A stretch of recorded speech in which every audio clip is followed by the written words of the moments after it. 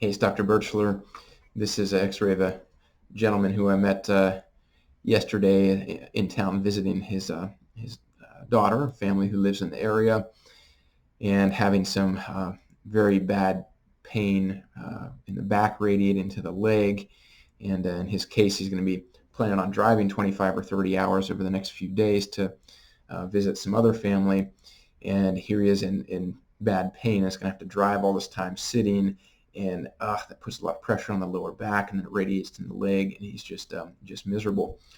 And a lot of people in a case or a situation like that, they take some ibuprofen, or they try to take a pill to make the pain go away, like pain is the problem. And of course, we all want pain to go away. But pain is a feeling. Pain isn't really our problem.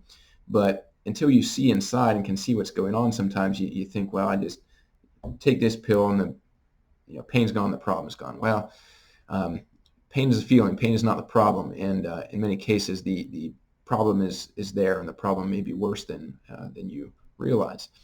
And in this case, I took an X-ray, and his disc here between two of the lower back vertebrae is almost completely gone. And the spaces back here between the vertebrae are where the nerves actually come out that then go down into the legs and feet. So you can see this spine model, the space between the vertebrae is where the discs come out. Now, on a model like this, it looks like there's a lot of space in there. In real life, there is no space. It's all filled with tissue, fatty tissue, ligaments, blood vessels, things like that. So there actually is no space. It's completely filled with tissue. So then when you get a disc that wears down, and you get, in this case, something like a bone spur or a disc bulge with some bone spurring on it that's going back into the opening towards the nerve, it's physically putting pressure against the nerve, or the nerve root, or possibly the spinal cord, though in this case the spinal cord ends higher, so it would technically be the nerve roots coming down.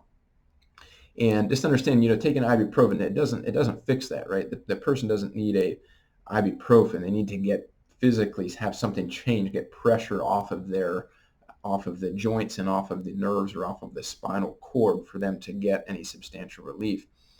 And people may want to put ice and heat and things on that. And in those cases, it'll typically have very little effect, because again, what does that do to the internal compression or contact against the nerve, spinal cord, or the joint? And it doesn't do anything with it. Not that ice and heat are necessarily bad, but understand that when you have these signs, these symptoms, those are signs or symptoms of a problem. What we actually need to do is figure out what the problem really is, and try to change it, try to get it to heal and to repair. Certainly in the early phases, getting the compression off can quickly start to change some things.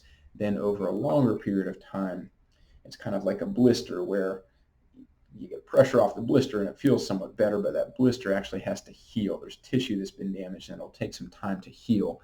And it'll still be touchy, sensitive, sore until it heals up. In a case like this, even through that process, it will never be healed like new. It's already worn down and deteriorated.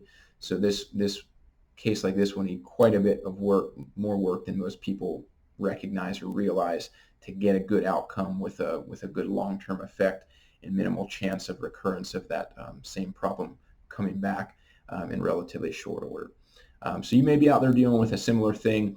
It's very, very simple to get checked, very simple to get an X-ray and see some things that are going on, and experience some real relief or changes inside to the body, instead of just taking pills and things from the outside, which we know aren't good for us, and they don't fix the problem on the inside. Thanks for watching. I hope this helps.